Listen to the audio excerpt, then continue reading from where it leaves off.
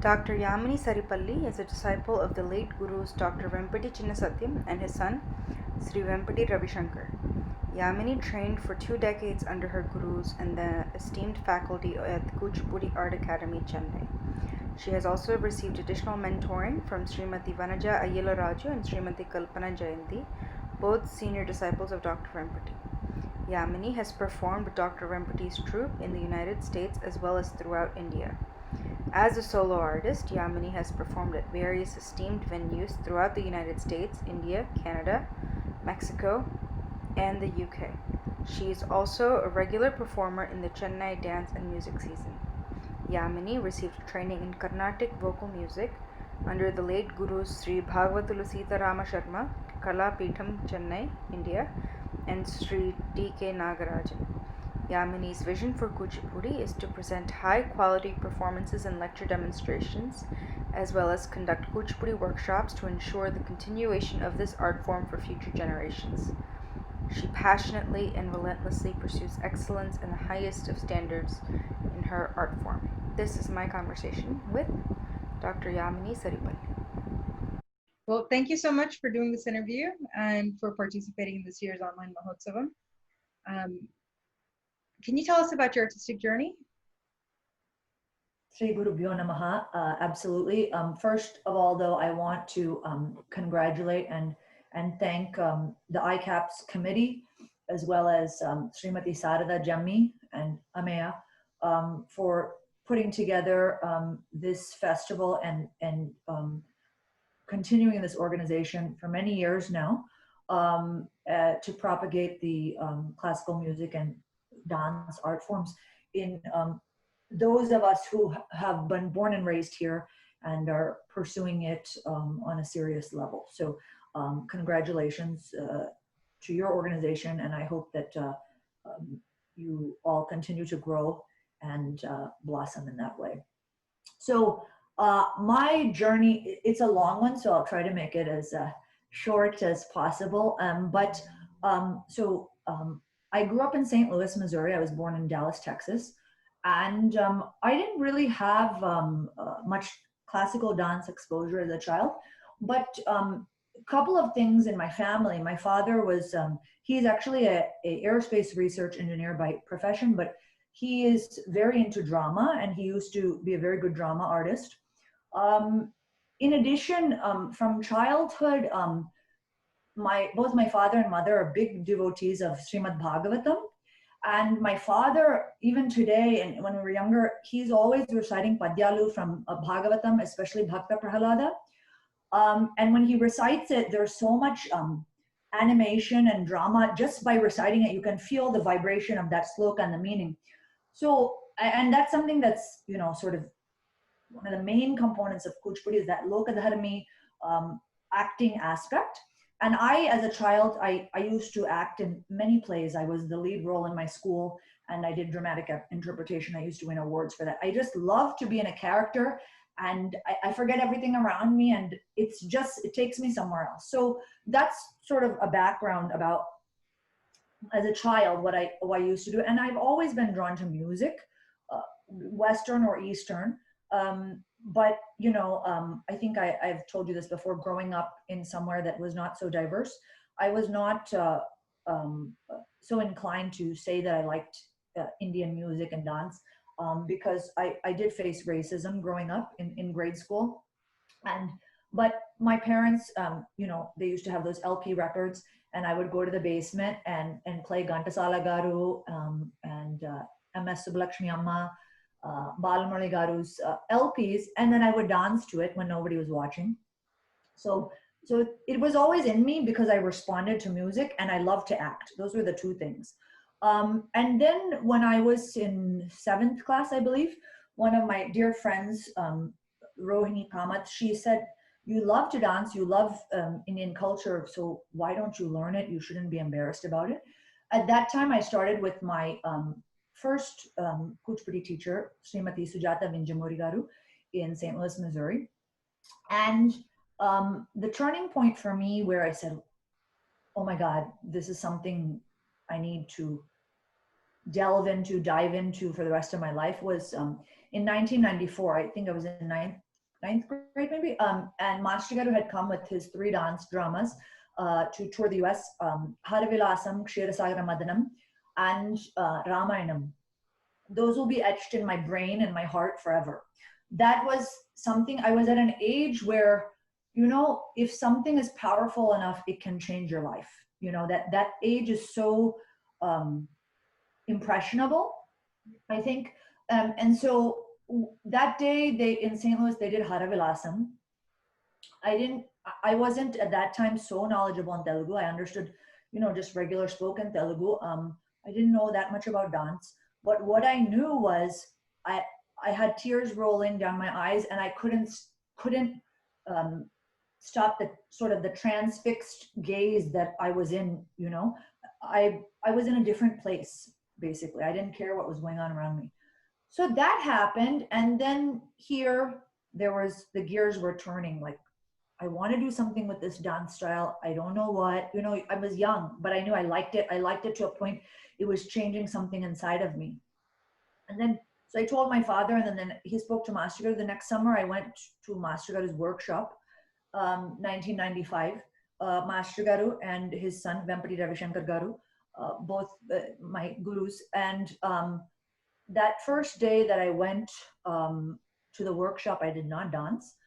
I observed, and Vempati Ravishankar Garu and one of Master Garu's senior students, they were doing one of my most favorite items, Pralaya Payodijale, composition of Sri Jayadeva. Music has been brilliantly set by my music guru, Sri Bhagavatala Sita Rama Garu, choreography by Guru Vempati Chinnasatyam Garu. And in that, Master Garu, so being a dance, drama tradition, Master Garu, even in his solo items, he was very particular to keep the dramatic aspect in some form. Even from the beginning items, third item we usually learn is Narayam. Even from there, he brings in mini-sodes, I like to call them, but short sancharis to get the student used to that in the Kuchipudi repertoire. So there he's taken out of a 25-minute item, he takes about 9 minutes for Vamana Avataram. I'm not sure why he chose that particular one, but it's so detailed. I'll just sing a small line from that in Shanmukha Priya, which is one of my most favorite ragams. Just to give an idea of how brilliantly the music was. My God, it's something out of this world. Chalayasi Vikramane, Chalayasi Vikramane, Chalayasi Vikramane, Chalayasi Vikramane, Bali Madbhuta Vamana, Padanagani Janita Jana Pavana, Padanagani Janita Jana Pavana, Padanagani Janita Jana Pavana, Keshava Dhruta Vamana Rupa Jaya Jagadish Hare. Ma padani da da ni sari gari ga ma gari sa ni da ma padani sa ma padani da da ni sari ga ma gari sa ni da ma padani sa da gari ga sari. Then it slowly goes into Mohanam. I just wanted to, for the viewers who don't know this item, I wanted to give an idea how powerful it is. I mean, I'm not a singer by any means. I'm a student of music, but I have learned this composition, the music also from Sita Rama Garu, and that's when I was moved. Basically, what I'm trying to say is that I was so moved, I couldn't stop crying. And on that day, Ameya, I decided, no matter who came in my way, no matter who said, "Oh, you can't dance," or you're too old to start this now. I was 16. I didn't care what obstacles came my way. I was going to dance every day for the rest of my life, and I was going to dance Kuchipudi, Master Garu's Kuchipudi. I knew it in my heart. The reasons behind it, God only knows, but for me now, I can say up till then, I'd always wondered, what are the origins of the universe? If you get into space, I used to ask my dad this, and he would be like, "What's wrong with you?" But if you went into space in a spaceship and you jumped out, where would you go? Where would you fall? And he would say, "Well, he would tell me all physics things, and I wouldn't understand. He's super genius, and he would try to tell me. I'm like, no, how did it start? Those kind of beginning and end questions of existence without knowing, I got the answer that day. And the main thing is, I always felt life is so temporary, everything's temporary. We are temporary, right? We have this body and we're born alone, we die alone. But this was something that was eternal, and it brought me so much joy, eternal joy. So that was my reasoning. And so I think that's one of the main points of my journey, which is why I told so much about it. And then after that, I used to go every summer to Kuchipudi Art Academy. I even took a year off after I was in a 6-year medical program. So basically between the undergrad and medical school portion, I spent at the academy. And then I was very fortunate that during my time in college and medical school, Master Garu used to send some of his senior students to do workshops in St. Louis, which is where I'm from. And I was in medical school and college in Kansas City. So it's about 4 hours drive.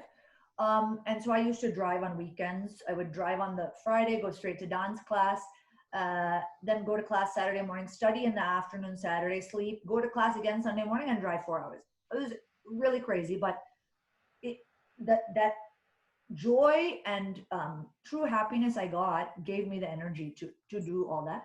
So that time, Master Garu, I have to say the names because they're so instrumental and pivotal in what I'm doing today, how I've come and how I continue. I want to mention all of my teachers' names throughout that time. So Venkapati Ravishankar Garu and J. Kishore Masalakanti Garu, both of them used to come to do workshops. They really wrote that on scrubbed my foundation. And in the academy, and even after that, when she had moved here, Srimati Chavali Hemamalini Garu. Those three people really, so patient and bit by bit, really molded my dance. And then during medical school, sometimes I would get breaks, like you get like a Labor Day weekend and then you got a day here and there. So it was too short to go to India, but then I would ask Master Garu if I could go somewhere locally. And also during medical school, like during your rotations towards the end of medical school, you can do away rotations. So like, for example, one time I had it in Detroit. So Master Garu told me to go to Srimati Sandhya Sri Atmapuri. One time in Atlanta, I went to Revati Komanduri Garu, Washington, D.C., Anuradha Nehru Garu, and all of them, they're so gracious and taught me how Master Garu would have wanted them to. So I have to mention them as well. And then from a period of about 2005 to 2016, three people in particular really molded me as a performer, I would say. Not only when I would go to India, but they used to come here for workshops to Washington very frequently. And of course, Venkapati Ravishankar Garu, Dasika Vanaja Garu, Srimati Dasika Vanaja Garu, and Srimati Jayanti Kalpana Garu. All three of them have really molded me as well. So, I want to mention them. And then, of course, I want to mention for those who say, oh, I don't have time to practice. I hear that a lot. Where there is a will, there is a way. I still practice 5 to 6 days a week, but now it's much easier because my schedule permits. But those days in college, in residency, first of all, you have to find a place to practice. I used to have to fight for that with the dean and all the committee at the athletic committee in school. And then, in apartments, people complain, blah, blah, blah, but that never deterred me from practicing. I'll practice whether they like it or not. I'll find a way. And I think that's really important because there's been times where I'll find a conference room, in the hospital where I can practice, even when I'm on call. So I think that's a really important part of my journey, that discipline that Master Garu sort of instilled from the beginning about fundamentals practice daily. So when I say practice, I don't just mean, oh, I did some items. Fundamentals practice 30 to 40 minutes daily, definitely. And then, some items I'm working on bit by bit. So that's kind of a little about my journey. I don't know if you have any other questions about it. I talked a lot. No, thank you. I think it's important to hear, oftentimes we see folks, on programs or online, and it's important to hear what it took to get there. It's not just, oh, one day you have an idea and then the next day you're dancing. There's a lot that goes into it. A lot of investment from many people just to produce, any one single item. And it's really good to hear what that is. And I think we had talked about this prior, some conversation, that for me, the intention behind why I dance was set very early because I had a lot of obstacles. Obstacles in the sense, I'm going to college. It's a 6-year medical program. My parents expected me to get straight A's in order for me to go to Madras. That was the rule. So I had to figure out why I wanted to do this and what I wanted to do with it very early on, because without some sort of structure, I would have just not been able to handle it. And for me, it's always been, I am a practitioner of the Kuchipudi dance form first, before anything. And that is the most important thing to me, my daily practice, because like I said, it gives me eternal happiness that's within me and that no one can take from me. So that disciplined practice has always been and is still the most important thing for me. It really keeps me grounded. And obviously this is a performing art form. It's not something like it's not like writing poetry or something, well, poetry you could recite, I suppose, but it's not like a painting, right? Where it's a visual art form. It is a performing art. So that is part of it. And if it comes, then I do the performances. But practicing the art form is it's a very spiritual experience for me. So that's most important for me. And I think for each person it's different. But I think when you're trying to see, how do I work this into my life, especially for the younger generation who's trying to figure out, or they're like, I can't handle it. I think they have to examine what they want from the art. Yeah. And I think you kind of answered in a way both of my next couple of questions, but I'm going to ask just in case there's something else. Okay, sure. So what made you, I think, and some of where this is coming from is, I think when we're about to start college, things like that, it's a lot of, you go from very structure or having a lot of structure to a lot of options and opportunities, and art isn't something where the path is clear. So with that, yeah, you're not given an inherent structure, like yeah. So with that, how did you choose to say, yes, I'm going to dance, not just dance, on my own, but make this, a sadhana? I think, like I had said before, that experience that I had the first time I entered Master Garu's class, watching that Pralaya Payodi Jilaya item, it was transformative, no doubt. That was one thing. So then I was like, no matter what I do with my life, this must be a part of my life because it gives it meaning, a meaning beyond this body, beyond this lifetime. So I set that intention, and then everything sort of worked around it. And when I was in medical school, you look at the different professions. Frankly, I really like surgery. I feel like it's so artsy when I'm sewing, things together and putting them back together. It's fun for me. But surgery residency, whether it be general surgery, orthopedic surgery, whatever, it's very demanding, and the lifestyle is very demanding as well. I mean, I couldn't do what I do with dance if I had chosen that. So I knew I had to pick something that, because I set the intention of what I wanted to do with my dance, I had to pick something that I could do sort of those procedures type of thing, but still have a flexible lifestyle. Basically sort of 9 to 5 and not night calls and stuff.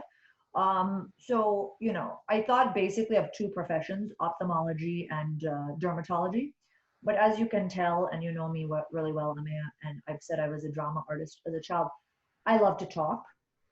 And if I'm in the operating room, I cannot talk with my patients. I mean, they're asleep, So dermatology, it sort of made sense. And also dermatology is a lot of pattern recognition, colors, shapes. You don't just look at a rash and kind of guess. You know there's like an algorithm, a pattern in different shades, colors. So to me, that's really artistic. And I was a colleague of mine who had a melanoma. Their patient had a melanoma in medical school. He was 28, and it had metastasized to his brain, and he had a family, and he passed away. And to me, I was like, okay, so I can make a difference at the same in people's lives and extending their life quality of life. At the same time, balance my dance. So, but then there came another obstacle. And I mentioned these obstacles not to complain, but it's sort of to inspire or motivate those who think, oh, I can't do it, I can't do it. Dermatology at that time, I think it's still in the top 3, but it was the most competitive field to get into. I didn't have a dermatology department at my medical school. And I still was taught like in the top 3 people in my class, and there's an honors organization called AOA. I was part of that.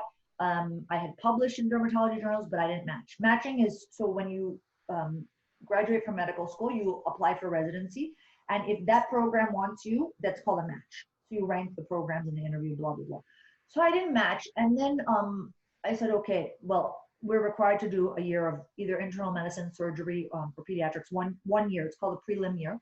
So I said, I have to do that anyway. Let me do an internal medicine year. And I was like, I can't do this. You know, I really want to dance. At that point, actually, I was like, I'm quitting. And it's a long backstory to this, but I'll just say I had given my word to Master Garu that I will become a doctor. He made me promise at one point that he will make sure నాలో dance వచ్చేటట్టుగా ఆయన చూసుకుంటారని ఆయన చెప్పారు నాతో. నేను medicine చదివేటట్టుగా నేను చూసుకోవాలి అని ఆయన నాకు చెప్పారు.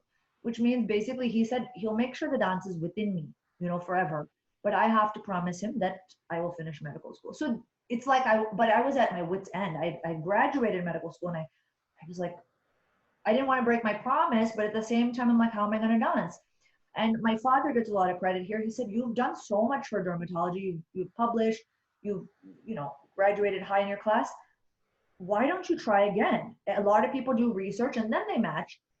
With your dance, you never give up so easily. Why are you giving up? You try again. And if you don't get it, then we'll see. So then I did a dermatology research fellowship at Howard and University in DC. And then I matched in dermatology. And I really say this because I never gave up that vision I had for my dance.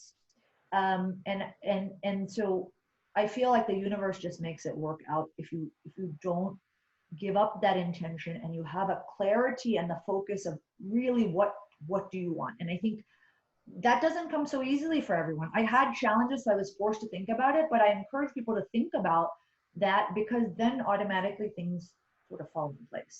But saying that I don't have time, I don't have this, I feel that's fine, but maybe your conviction is not this. You're just saying that, you know.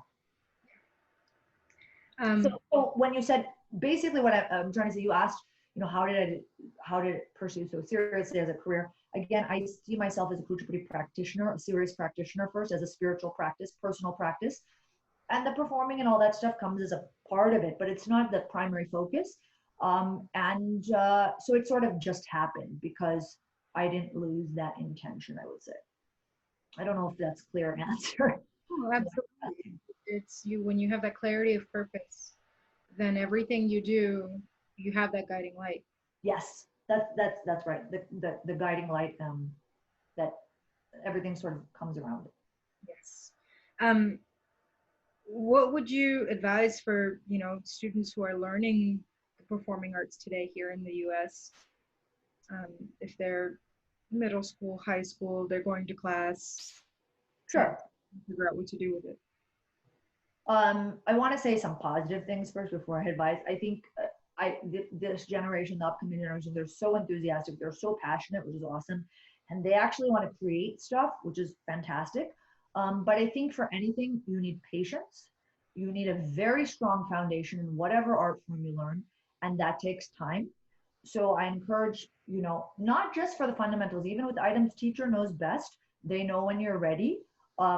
So don't be in a hurry. Practice what they're telling you, and that will happen when it happens. It's like a good mango pickle, good avakai, good uragai. if you just make it and you eat it right away, it's very raw and not mature. But if that avocado has been there for like a month, and the oils and the spices, they marinate and um, sort of get into the mango, the ruchi or the taste of it is much more mature, Yes. much more mature and stands. So I definitely think patience is important, and I think parents also need to be that, because when they're a kid, they don't know. They just want to learn new items. They don't know. We have to create that environment and create that knowledge within them that, oh, okay, if I have a good foundation for 2, 3 years, I learn fundamentals, then I can build on that. Otherwise, it will collapse. So I think that's really important. I also see that one thing I feel is this obsession with doing programs, in the sense, especially I think because there's so much online now with social media, and it's like I have this thing with my friends that the hashtag Nannu Chusera, did you see me? Did you see me? This selfie culture. It's okay. Social media is great if it's used properly and in moderation, in my opinion. But and programs are important, but the primary focus, in my opinion, is should be on the art form, learning the art form, marinating yourself in the art form, immersing yourself. I think that's crucial. During this pandemic, I have fortunately had time to immerse myself in certain characters that I'm reading about, Satyabhama, Rukmini, and even history of Kuchipudi. And so I think that is important. It's not like I'm like, okay, let me just do every online thing I can. Because for me, I just love the art. I love to learn more about it. It's so holistic. So my music also, okay, they did this music swaram composition here. What is the rhythmic breakdown, or why would they have chosen this ragam? And so the primary focus should be on learning, no matter what. Because I'm always a student. I always consider myself a student of dance, music, even medicine. Okay, that's why we're required to do continuing medical education, because there's so much that keeps evolving, right? And you can never know everything. It's a Mahasamudram. So I would encourage the generations. Yes, programs will come automatically if you pursue excellence. And that's something, because of Master Garu and all his disciples that I've learned from. Excellence, the best you can be. And that there's no limit for that, But if you love what you do, you enjoy that pursuit of excellence. I think focus on that and the programs will come. The program should not be the primary thing. The performances should not be the primary, goal. I think that's something I'm saying. So I'd advise to sort of focus on the learning, whether it be in the classroom or outside the classroom. You just have to let yourself be in it, and everything else will take care of itself. That's right. That's what I believe. And I've experienced that too. Absolutely. Tell us about the pieces that you have planned. So I always think about my audience when I choose items, because that's what my gurus, would do. And Master Garu, if you look at his dance dramas, he always, there's a hook in the beginning of the drama, whether it be Haravilasam, and Kshirsara Madanam, and he picks very, very sprightly, peppy ragas, and the prayogas also, Hamsadvani, Arabhi, and the tempo also will be so catchy that you can't just watch one scene. There were so many times in college, or when I was studying in high school for AP classes, I'd take a lunch break and I'd put in the VHS cassette. I'm like, oh, I'll just take 20 minutes, watch one scene. And the next thing you know, it's like 2 hours is over. And I'm like, oh God, I need to be studying. But that's the, artistic genius that he had. And he studied so many versions of Natyasastra he talks about. So those things he incorporated into his Nritya Rupakala, or dance dramas. So definitely I think about that, what raga choice, what tempo I'm doing, and what audience. Because if it's something that's a very educated in that art form, and you're doing the same sort of items, it's sort of, you lose your audience a little bit, I feel like. So I'm opening with Natya Kautvam, composition of Sri Gangai Muthu Natwana, and choreography by my guru, Venkati Chinna Satyam Garu. And again, it's Hamsadvani Ragam. It's a very sort of upbeat, fast-paced item. And I think the reason, another reason that I love this item is Master Garu has so brilliantly incorporated Balmicharis, Akasikacharis, according to how he visioned Lord Nataraja would dance. It's just brilliant. I love it. So that again, that's why I've chosen that, and everyone loves it. How can you not like Nate's Gautam? And then the second one I'm doing, because ICAPS is a diverse audience, and some people may not have seen Kuchipudi, and some people may have. So I wanted to do a Pravesa Darbu, because Pravesa Darbu is a very unique, or I should say salient feature of Kuchipudi, because it's a dance drama tradition. Pravesa Darbu is where the character in the drama introduces themselves to the audience and talks about their attributes and their sort of, I should say, Lakshanalu, or their what's inherent of their character. So I like Satyabhama, and I also like Rukmini. So I obviously can't, we have a time limit on this, right? So I could only do one. So I'm presenting Rukmini Pravesam. That, first of all, I love Kalyani Ragam. But, you know, Rukmini is a teenager who's madly in love with Krishna, but she's more demure and more of a Mugdanaika, you know? And so innocent, you know, these are the kind of things we think of her. But the way Sri Bhujangarai Sarmagaru has done the lyrics, so brilliant, because it captures her spirit, the spirit of her heart, what is inside that maybe she won't necessarily show, but what she feels inside for Krishna, he captures it in those lyrics. You know, she's so cute, like a round moon. Okay, so that's what we see. But then Vibhuni Pedavula Venuvamma. Okay, so basically it can be, okay, Lord Krishna's lips are on the flute, but it also can be, one of my teachers told me this, that she is the flute for Lord Krishna's lips. How beautiful that's written. It makes you understand what she's feeling inside a little bit more.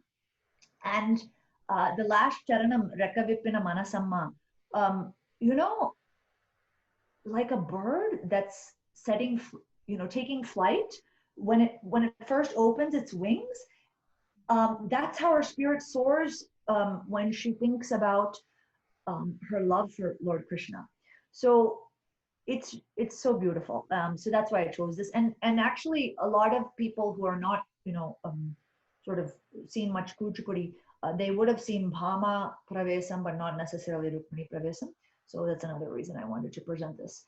And it's also interesting that, you know, both Bhama Pravesam and Rukmini Pravesam are Mr. Chaputaram. So that's a whole another thing in itself. But yeah, so that's the second item. The last item I'm presenting, because I personally like it, and main reason it's one of Master Garu's favorite items, Narayanyam. Ragamalika composition, the slokam is by Sri Narayana Bhattadri, and the Manasa Sancharare by Sri Sadasiva Brahmendra. And so it's something that we used to do in class all the time, minimum twice a day, minimum. He just loved the item. And so for me, it's something that literally I just enjoy the song, because the body has been so tuned muscle memory wise. It's just like listening to a song and having fun with it. I absolutely love it. And we talked about the drama tradition a little bit earlier in the interview. So Master Garu from the beginning, so that's usually the third item we learn after Atana Jatiswaram. He introduced Sanchari, little portion of it, because drama is so important to the Kuchipudi art form. So